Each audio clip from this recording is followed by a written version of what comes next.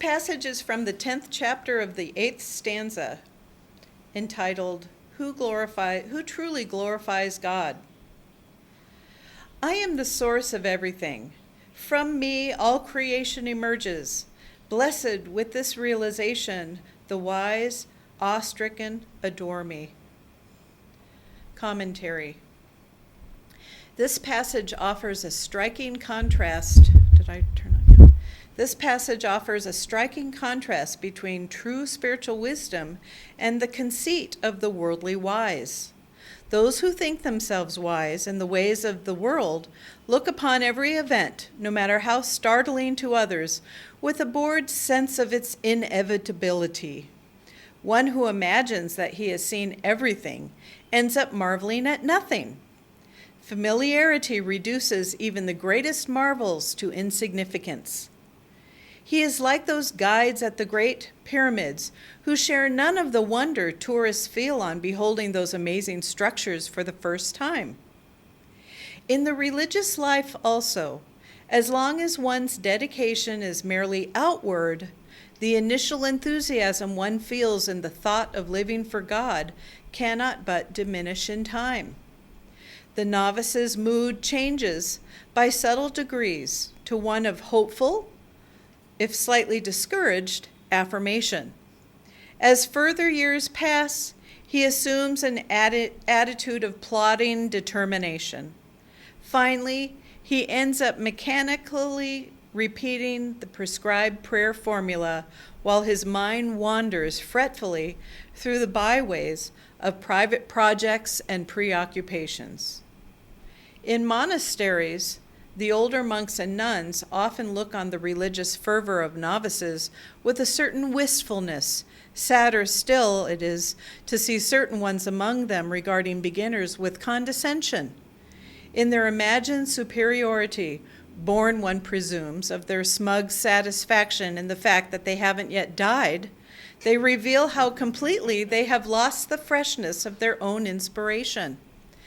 The Bhagavad Gita is suggesting that the spiritual life, when lived as it should be, brings a continuously increasing sense of inner contentment, calmness, and joy. Spiritually wise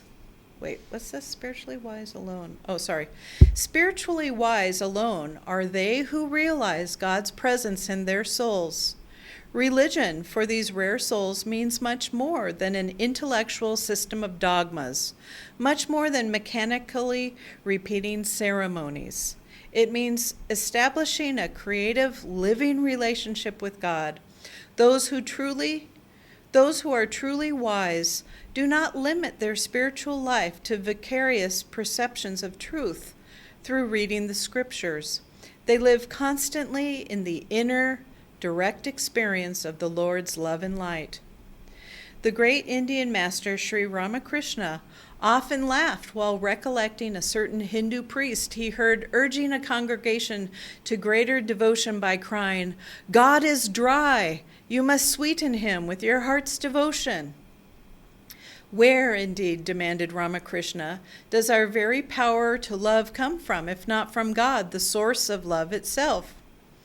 A mistake often made in religion is the tendency to think that whatever inspiration we may feel in the act of worship derives entirely from worshipful attitudes in ourselves. Too much attention to outward practices divert people from the thought of giving God a chance to speak inwardly to their souls. The practice of inner communion is essential if religion is merely to hold the sincere interest of devotees and not become another habit, much like eating or sleeping.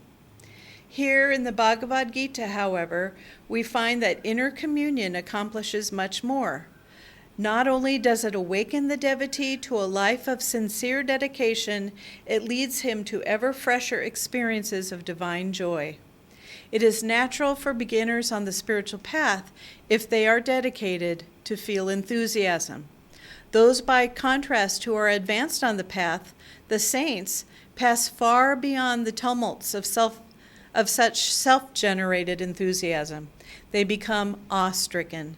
These people alone can truly adore, where others at best can only praise. Thus, through the Holy Scriptures, God has spoken to mankind. Om, Om,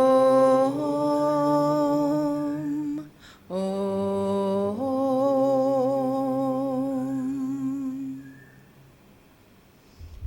This is such a helpful topic and a helpful reading, and a bit of an unusual one because, I shouldn't say unusual, but it so directly addresses the needs of people at different levels on the path, including those who have been on the path for many years. And we can always say, well, on our path we have this or that, and that's a protection against going the wrong way. But even within protection, there is still veering to the left and to the right. And we should always, if we're ever sort of concerned about someone on the path, should be concerned about ourselves. And so then pray for others and be, considerate of others, but really focused on what can I gain, what correction do I need, including more encouragement. In other words, I'm not saying to have a heavy eye looking at ourselves for all the things we're doing wrong. A friend of mine was just telling me this, that in an effort to sort of generate energy, he was thinking of some things that he could do to serve Master, and he came up with such a long list that he could do, which if he had stopped there and said, oh, it's so great that I have these ideas, that would have been perfect. But he went on to say, oh my gosh, all these things I'm not doing, and then kind of retreated into the corner emotionally. And that's not the conclusion. Do we have an upward lift in our thoughts or a downward pull in our thoughts? If it's an upward lift, it's coming from God, it's coming from our own soul, our own true divine nature, and our Guru. If we have a downward pull, it's coming from somewhere else. Is it Maya? Possibly. Is it even sort of evil trying to weigh us down? Is it the disturbance in the world? Is it somebody we just sort of spent time with and we can kind of feel the kind of residue of their critical attitude, even if it wasn't personally directed at us? It almost never is. If someone is critical towards you, remember, they are much more critical towards themselves.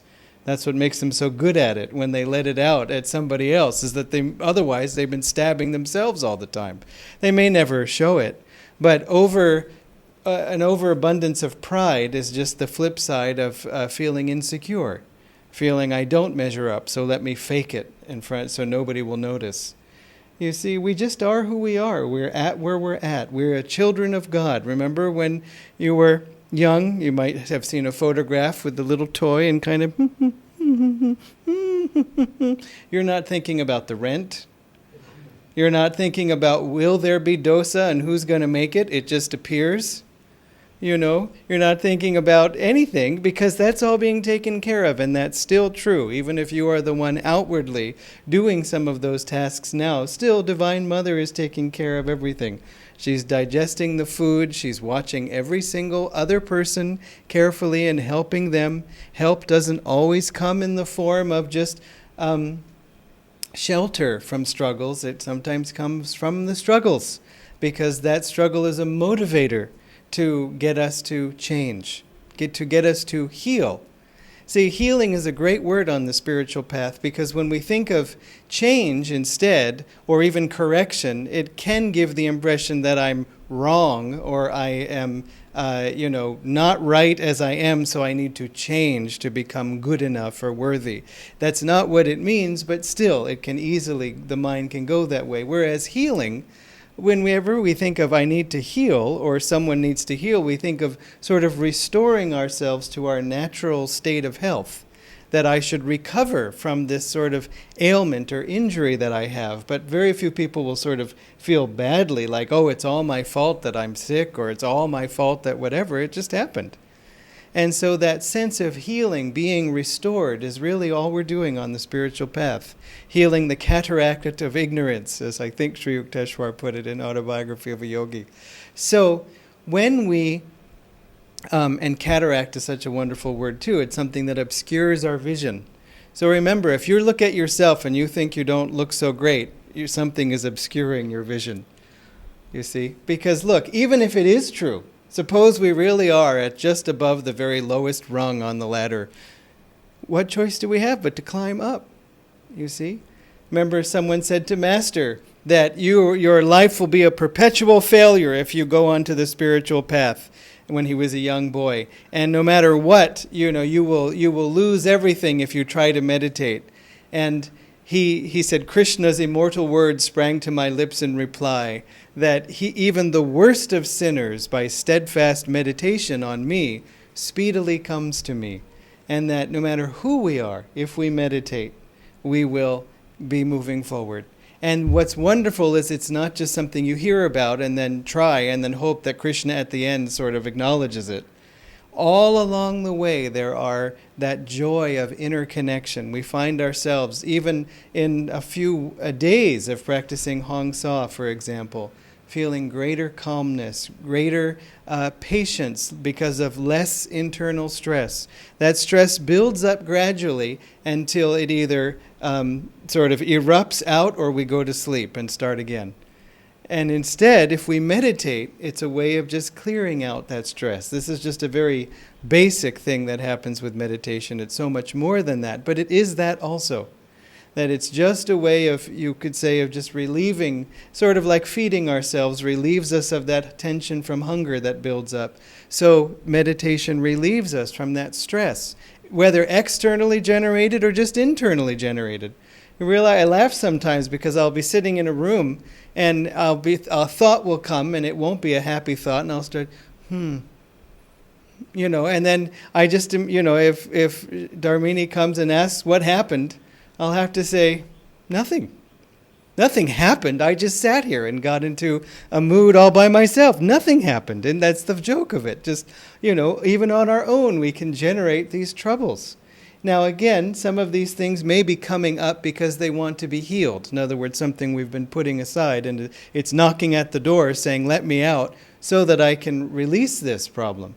But a lot of times it's just negativity. That's all it is. And it does not need to be engaged with, addressed, but nothing, just pushed away. Just, I'm not interested.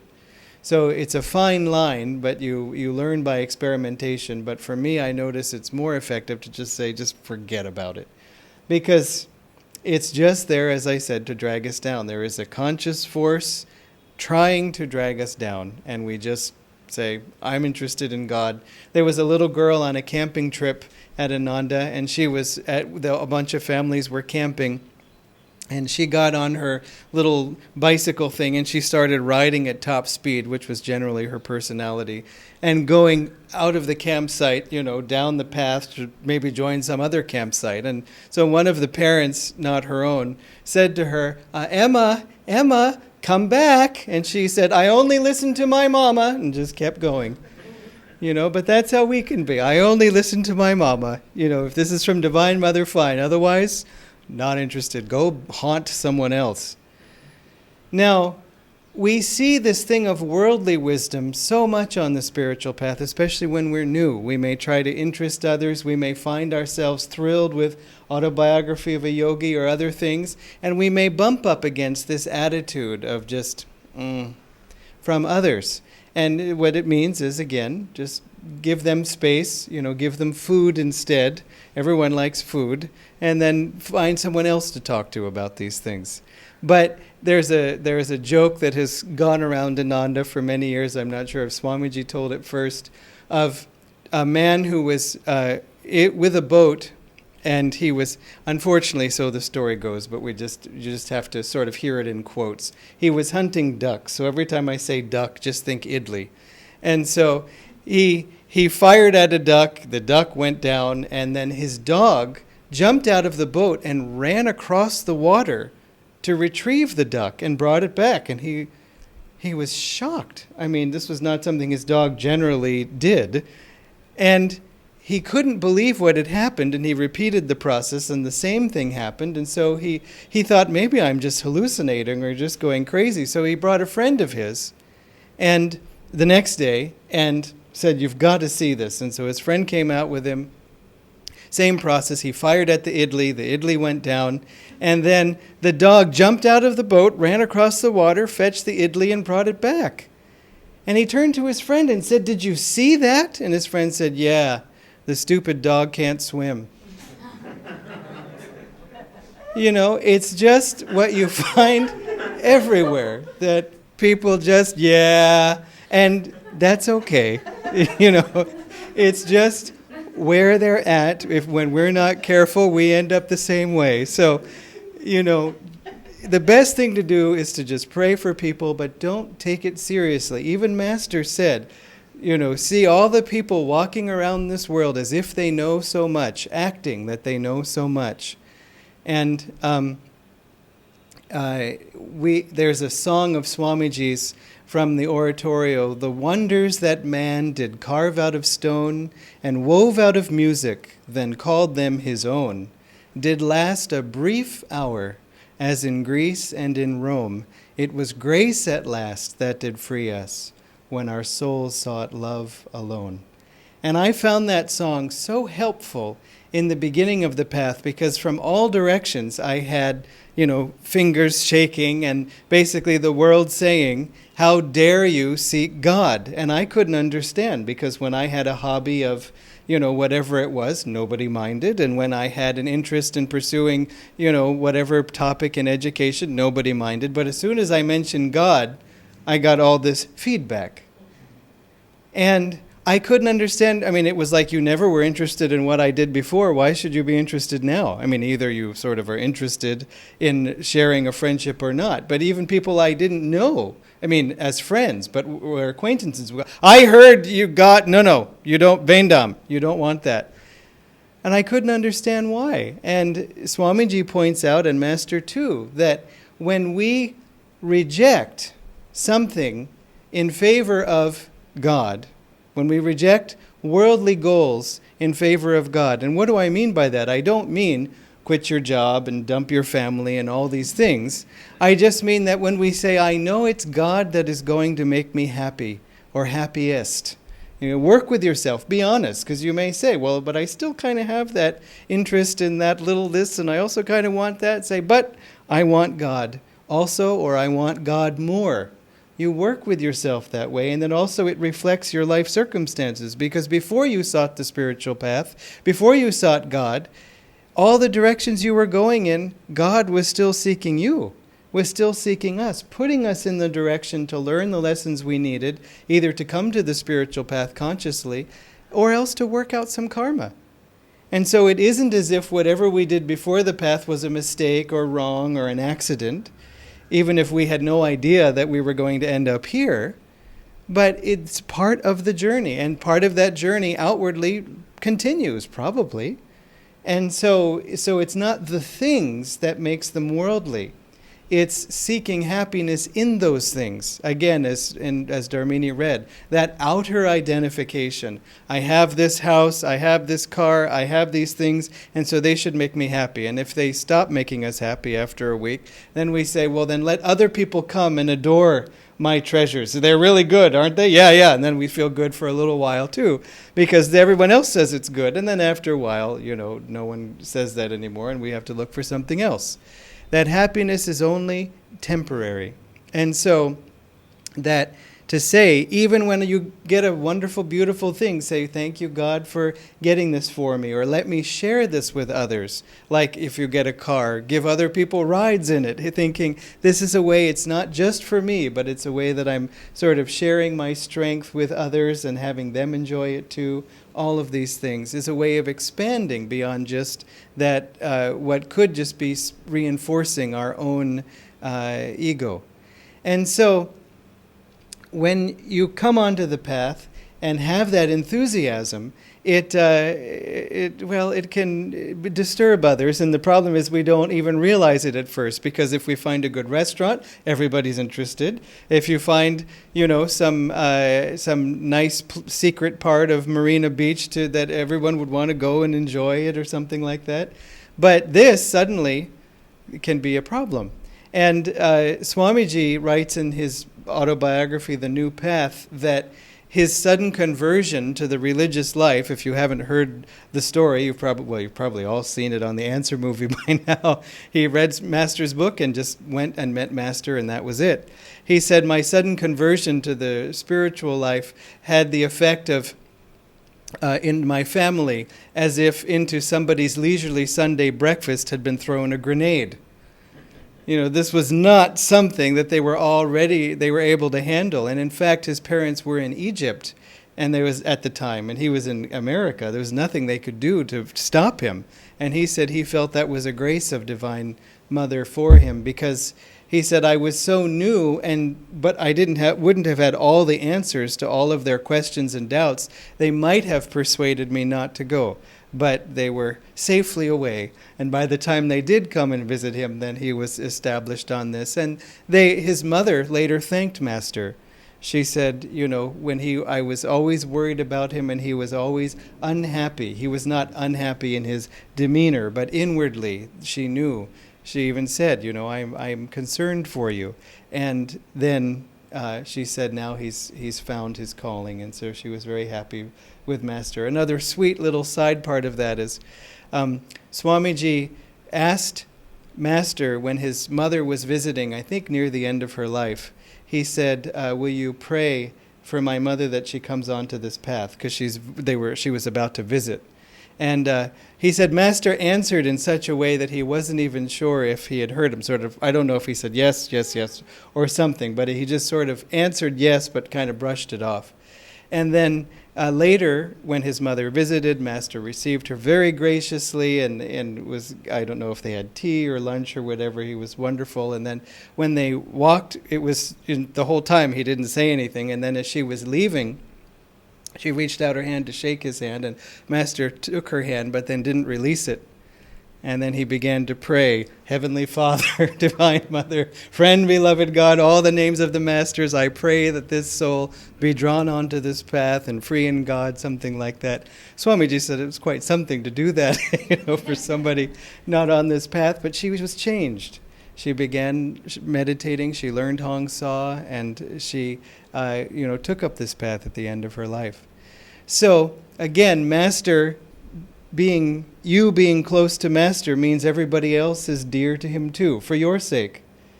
You see? So it's not as if he says, I'll take you and everybody else is something else. No, the people you care about, he cares about.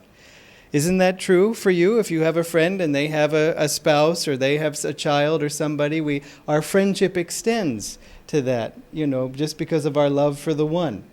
And so obviously it's that way with Master and God. So then we come to the other part of the reading, which is that, sure, we can talk about sort of the jadedness or the kind of attitude in the world, but what about on the spiritual path? You see, this beginning of anything is exciting. It's all new, it's unknown, all these things get revealed. There's something to look forward to. I can look forward to level 2, part 1, and then level 2, part 2, and on and on and on. I remember Rajesh once, when he was talking to Daviji, he said, I'm now in level 3, part 2. And she said, how many levels and parts are there? Because it's just a terminology that we use here instead of, it's level 3 for, 8 weeks, making it more sizable chunks that people can take and then make it, again, more convenient for them and with discipleship in the middle for those who want to take it. So anyway, it was just a funny thing to sort of hear it from outside because it's our own sort of just lingo, as I said. But that we always have sort of the next step to look forward to. But what happens when we're out of steps? It's that, why are we taking these steps? To practice these things, to be together, to find God. That's the only reason. And the good thing, the protection that we have on this path of yoga and meditation, is that those inner experiences, that inner communion, is somewhat built in.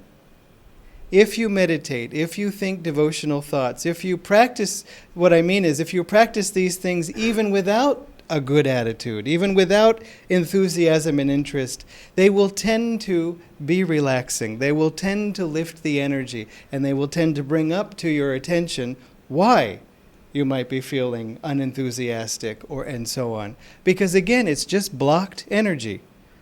And it's sometimes blocked because of a thought, because of a feeling, because of fatigue, because of overstimulation or in one direction, like too much work or too much lack of work or whatever. That that moving the energy tends to unblock this thing, and then we can look at it and what changes we have to maybe make in our lives.